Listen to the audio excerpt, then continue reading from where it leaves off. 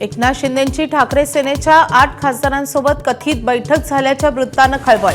शिंदे सेनेत सहभागी होण्याच्या प्रस्तावावर सही केल्याचा दावा, मात्र ठाकरे गटाच्या खासदारांकडून बैठकीचा इन्कार। उभा चिरला तरी उद्धव ठाकरेंची साथ सोडणार नाही, अरविंद सावंतांनी शिंदेंसोबतच्या बैठकीचा कडाडून निषेध केलाय आणि इन्कार। ठाकरेंना सोडून जाणार नाही अशी पत्रकारांनाच दिली लेखी हमी। शिंदे पिता पुत्रांनी फेटाळलं ठाकरेंसोबतच्या बैठकीचं वृत्त। बातमी निराधार, खोडसाळ आणि गैरसमज निर्माण करणारी। शिंदेंचं स्पष्टीकरण, 1-1.5 वर्षांपासून अफवा पसरवल्या जात आहेत असाही आरोप।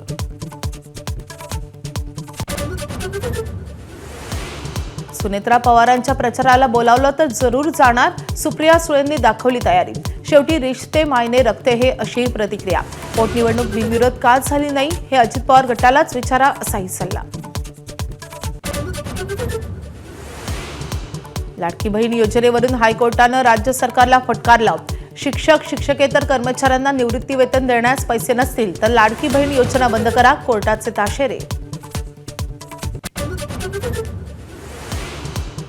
मुंबई महापालिकेत 800 कोटींच्या निधी वाटपावरून खळबळ। सत्ताधारी नगरसेवकांवर कोट्यवधी रुपयांचा वर्षाव तर विरोधकांना केवळ 20 ते 25 लाख रुपयांचा निधी। नाशिकमधल्या कंपनीत लैंगिक अत्याचार आणि धर्मांतराचा प्रयत्न केल्याप्रकरणी भाजप युमोचं आंदोलन। पोलीस उपायुक्त मोनिका राऊत कंपनीत दाखल। भाजप पदाधिकारी आणि कंपनी प्रशासनासोबत चर्चा होणार।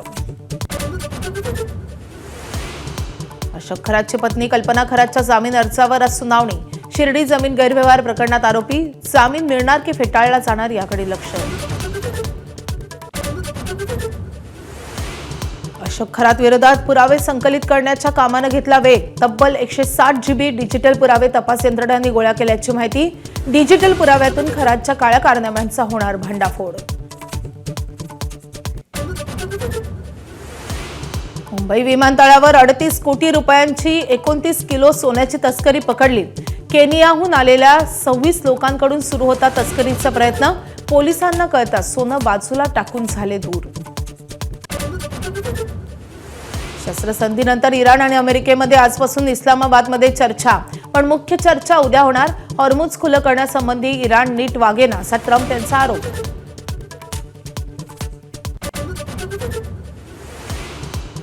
आखातातले युद्ध थांबवल्याबद्दल पाकिस्तानी लोकांना हवे 3 शांततेचे नोबेल्स।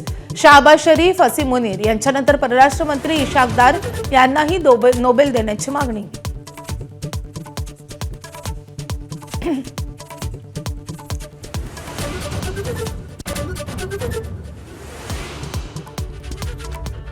नमस्कार, मी माधवी देसाई। दुपारच्या बातम्यांमध्ये आपलं स्वागत। बुलेटिनच्या सुरुवातीलाच बातमी आहे नाशिकमधून।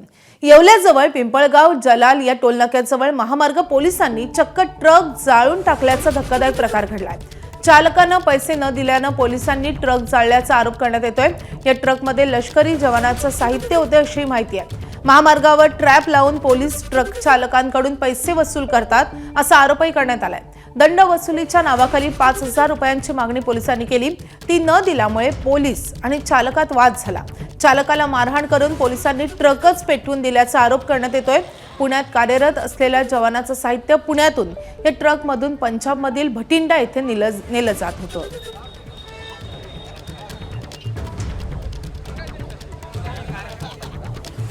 से आ रहा था बठिंडा के लिए। मेरे को आर्मी का सीओडी का सामान भरा हुआ था, गाड़ियों का सामान भरा हुआ था।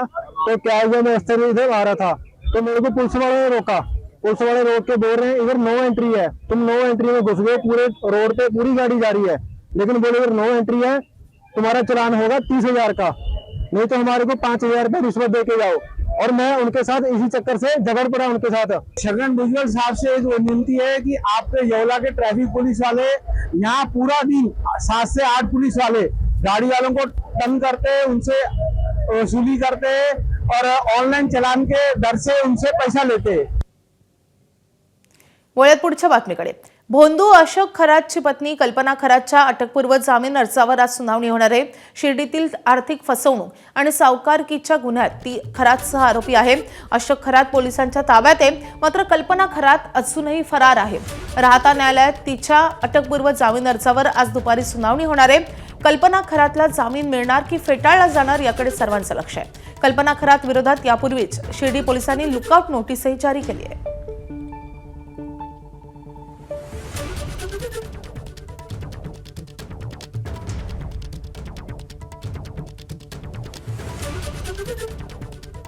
अशोक खरात याच्या पत्नीनं म्हणजेच कल्पना खरातनं राहता सत्र न्यायालयात जामिनासाठी अर्ज केलेला आहे. अटकपूर्व जामीन मिळावा यासाठी वकिलांमार्फत हा अर्ज तिने जिल्हा व अतिरिक्त सत्र न्यायालय जे आहे राहत्याचं त्या ठिकाणी करण्यात आलेलं आहे. आणि एकूणच जर पाहिलं तर या सगळ्या प्रकरणात कल्पना खरात हिनं आपली जी पॉवर ऑफ अटर्नी आहे ती अरविंद बावके या आरोपीच्या नावाने केलेली होती. आणि अरविंद बावके सध्या पोलिसांच्या ताब्यात आहे. त्यामुळे कल्पना खरात हिचा ताबा पोलिसांना महत्त्वाचा आहे. कल्पना खरात हिनं पडद्याच्या मागे राहून नेमके अजून किती व्यवहार केलेत, कशा कशा पद्धतीनं सगळ्या या गोष्टी घडलेल्या आहेत याचा सगळा सखोल तपास शिर्डी पोलिसांना करायचा आहे. त्यामुळं आज या राहता न्यायालयात जी काही सुनावणी होणार आहे त्या सुनावणीत सरकारी पक्षातर्फे हा जामीन अर्ज फेटाळावा अशीच मागणी करण्यात येईल. तर आरोपीच्या वकिलाकडून नेमका काय युक्तिवाद केला जातो हे देखील पाहणं गरजेचं आहे. एकीकडे या भोंदू अशोक खरातचा ताबा मिळवण्यासाठी शिर्डी पोलिसांनी न्यायालयात अर्ज देखील दाखल केलेला आहे. त्यामुळे SIT आणि शिर्डी पोलिसांच्या संयुक्त बैठकीनंतर न्यायालय अशोक खरातचा ताबा शिर्डी पोलिसांना कधी देणार याचा निर्णय होईल. मात्र त्यापूर्वीच आता कल्पना खरात हिनं या अटकपूर्व जामीन अर्जासाठी केलेल्या अर्जावर आज या ठिकाणी राहता सत्र न्यायालयात सुनावणी होईल. आणि या सुनावणीत नेमका काय युक्तिवाद होतो आणि जामीन अर्ज फेटाळला जाणार की मंजूर होतो याकडं आता अहिल्यानगर जिल्ह्यासह राज्याचं लक्ष लागलं आहे. नितीन ओझा, ABP माझा, राहता शिर्डी. तर भोंदू अशोक खरात विरोधात पुरावे संकलित करण्याच्या कामानं वेग घेतलाय. तब्बल 160 GB डिजिटल पुरावे तपास यंत्रणांनी गोळा केल्याची माहिती आहे. या डिजिटल पुराव्यातून खरातच्या काळ्या कारनाम्यांचा भांडाफोड झालाय. फॉरेन्सिक अहवाल SITकडे सादर केला असून तपासाला वेग आलाय. एकूण 4 डिजिटल उपकरणांची तपासणी पूर्ण झाली आहे. प्रत्येक पुराव्याला ABC असे कोडवर्ड देण्यात आलेत. A मध्ये लैंगिक अत्याचाराचे गंभीर संकेत आहेत. या पुराव्यांमुळे अशोक खरात भोवतीचा कारवाईचा फास अधिकच घट्ट झालाय.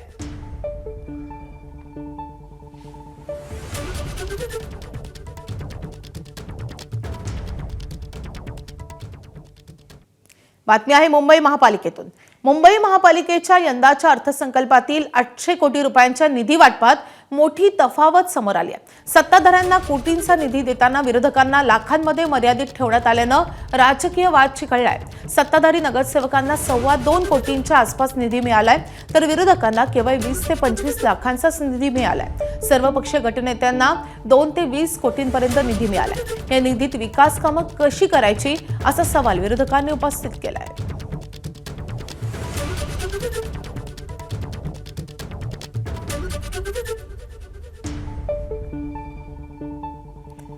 तर सत्ताधारी नगरसेवकांना किती निधी मिळालेला आपण पाहतोय. गणेश खणकर यांना तब्बल 20 कोटीचा निधी मिळालाय. अमेय घोले यांना 10 कोटी, त्यासोबतच उपमहापौर संजय घाडी यांना 10 कोटीचा निधी मंजूर झालाय. प्रभाकर शिंदे यांना 2.5 कोटीचा निधी मिळालेला आहे, तर महापौर रितू तावडे यांना 2.25 कोटी निधी मिळालाय.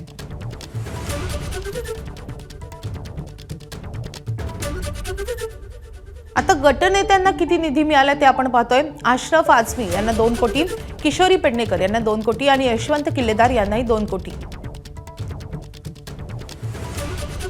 विजय उबाळे 2 कोटी, डॉक्टर सईदा खान यांना 3 कोटीचा निधी मिळालाय, तर अजित रावराणे यांना 2.25 कोटी निधी मिळालाय.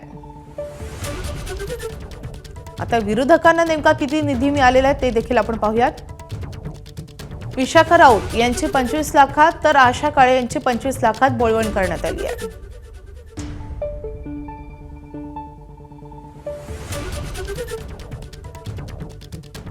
तर मुंबई महापालिकेत 800 कोटींच्या निधी वाटपामध्ये मोठी तफावत असल्याचा आरोप होतोय. विरोधकांच्या वाट्याला काही लाखातच निधी आलेला आहे, मात्र सत्ताधाऱ्यांवर कोटींचा वर्षाव झालाय. माझ्या वॉर्डामध्ये 3-4 वर्ष झाले काहीच कामं झालेली नाही आणि आता जो निधी मंजूर झालेला आहे तो फारच कमी आहे. आमच्या वॉर्डामध्ये जेव्हा आम्ही कामं करायला जातो तेव्हा आम्ही सगळ्यांची कामं करतो, आम्ही तिथे पक्ष वगैरे बघत नाही. आणि आता जो निधी मंजूर झाला आहे तो त्यामध्ये खूप पक्षपात केलेला आहे. जे BJPचे लोक आहेत त्यांनी 7 ते 8 पटीने निधी मंजूर केलेला आहे. तर माझं महापौरांना आणि आयुक्तांना असं सांगणं आहे की असा पक्षपात करू नये. तर याला समतोल विकास म्हणतात, असा उपरोधिक टोला काँग्रेसचे नेते विजय वडेट्टीवार यांनी लगावलाय. सत्ता आहे, समतोल विकास यालाच म्हणतात ना, समान विकास.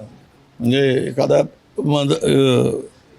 नगरसेवकाला पैसे देऊन स्वतःच्या असे कधी महाराष्ट्रात झालेलं नाही. सर्वांना विकासाच्या दृष्टीनं मदत करण्याचं धोरण सरकारने आत्तापर्यंतच्या केलं आहे, पण अलीकडे मात्र ही नवीन पद्धत महाराष्ट्रात रुजलेली आहे की विरोधी आहे तर त्यांना पैसे द्यायचे नाही, त्यांच्या मतदारसंघाचा विकास करायचा नाही. ही अशी काही दुजाभावाची जी काही भूमिका सरकारची आहे, ह्याच संदर्भात यांना काही फार काही गुण मिळतील असं म्हणून घ्यायची काही गरज नाही. लोक याचा विरोध करतीलच.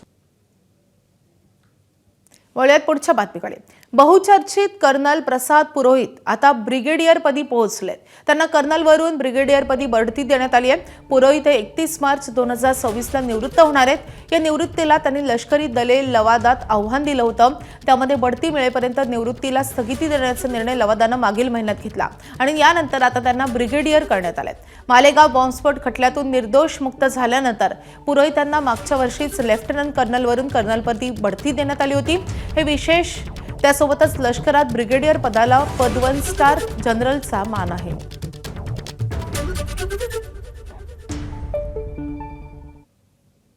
तर शिंदे आणि ठाकरेंच्या शिवसेनेच्या खासदारांच्या कथित बैठकीवर शिवसेनेचे खासदार नरेश म्हस्के सध्या बोलतात. वगैरे हा काही विषय पण नाहीये. आम्ही आमचं काम करत असतो. लोक कामं घेऊन येत असतात, लोकप्रतिनिधी कामानिमित्त वेगवेगळ्या ठिकाणी भेटत असतात आणि जनतेचं काम करणं हे आम्ही आमचं प्रमुख कर्तव्य समजतो. आणि अशा पद्धतीच्या खोडसाळ बातम्या देणं ही चुकीचं आहे. आणि अशा प्रकारची कुठलीही बैठक आमची आणि उबाटाच्या खासदारांची झालेली नाही आहे. उबाटातीलच काही लोक अशा पद्धतीने बातम्या पसरवण्याचं काम करत आहेत. आपल्या खासदार आमदारांवरती प्रेशर आणण्याकरता अशा पद्धतीच्या बातम्या उभाटातीलच काही नेते हेतुपुरस्पर समाज माध्यमांमध्ये अशा प्रकारच्या बातम्या पसरवित आहेत. अरविंद सावंत म्हणतात की खोट्या बातम्या देणाऱ्यांवर कारवाई करा असं त्यांनी सांगितलं.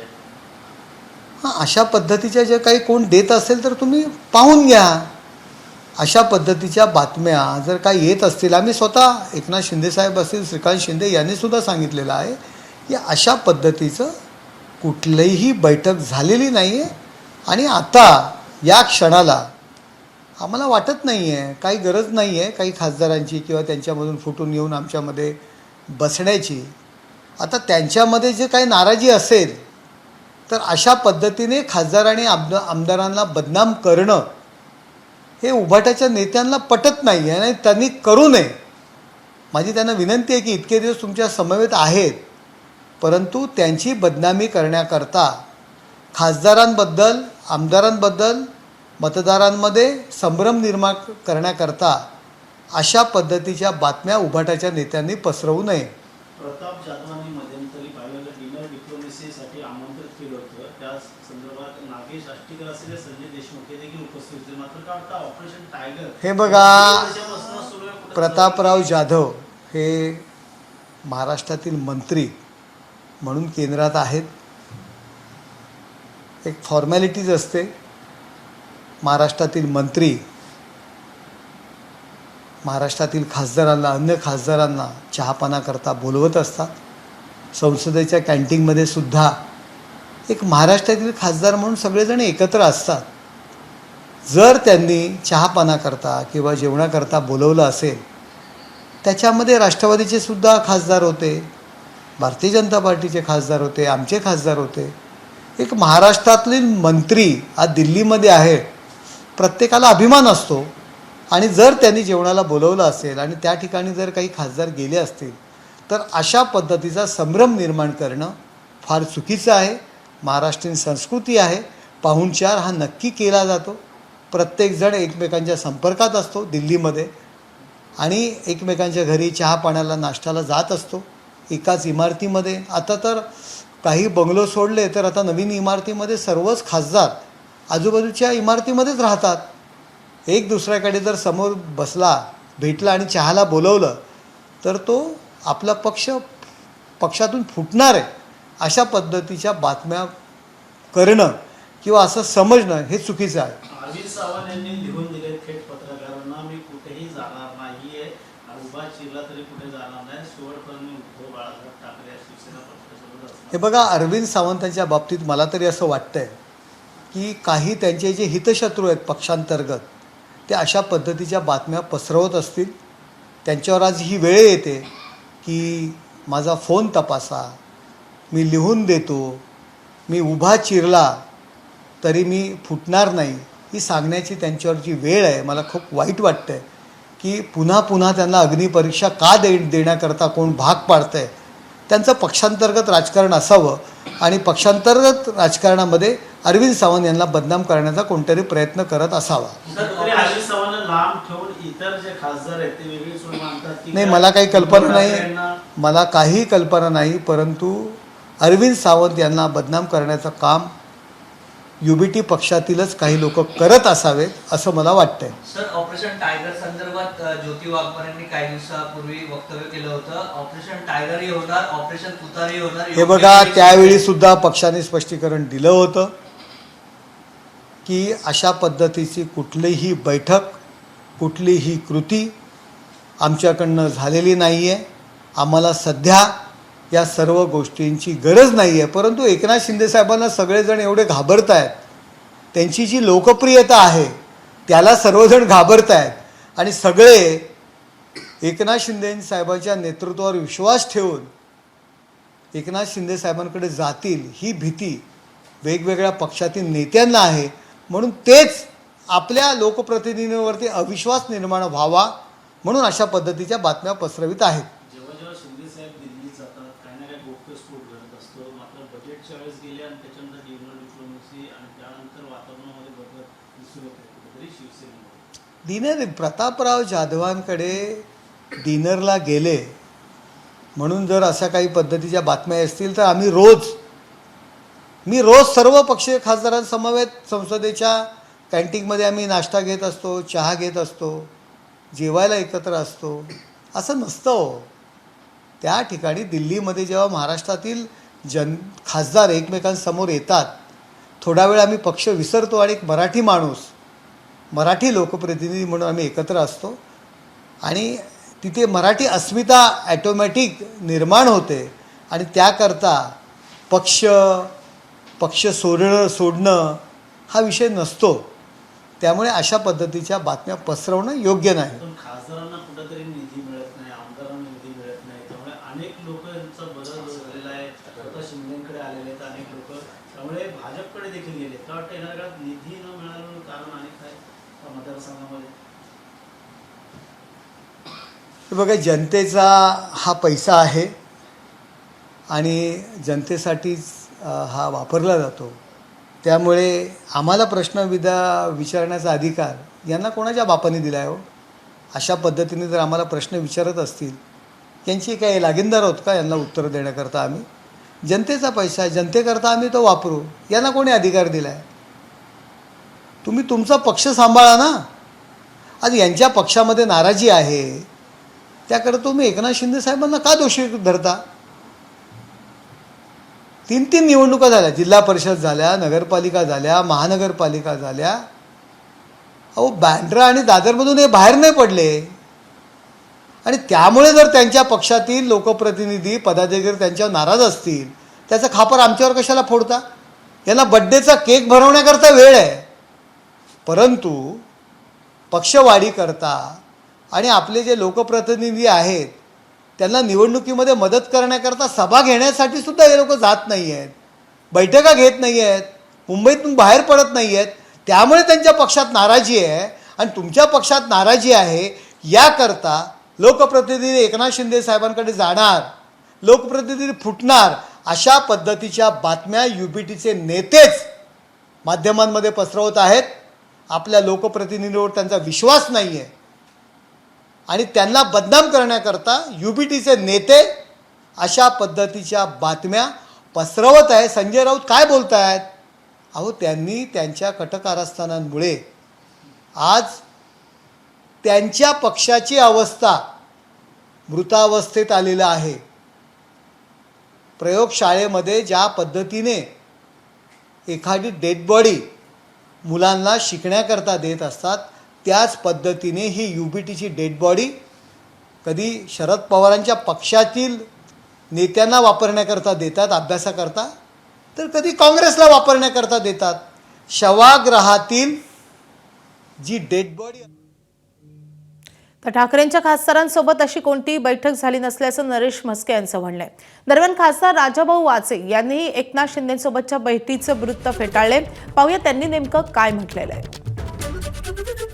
मी फक्त या निवेदनाद्वारे एवढं सांगू इच्छितो की माझ्याशी कुणाचाही संपर्क झालेला नाही, मी कुणाच्या संपर्कात नाही आणि मी आजही आणि उद्याही उद्धव बाळासाहेब ठाकरे या पक्षाचा खासदार म्हणून काम करत राहील.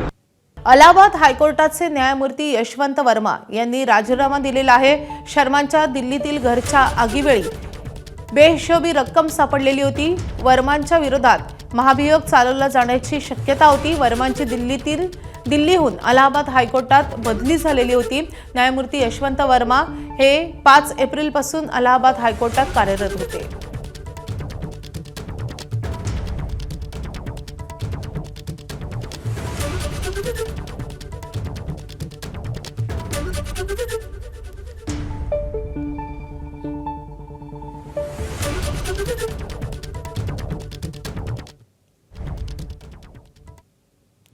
उराशी पोलीस बनण्याचं स्वप्न आणि पायात हत्तीचं बळ घेऊन एक तरुण छत्रपती संभाजीनगरमध्ये पोलीस भरतीसाठी आला.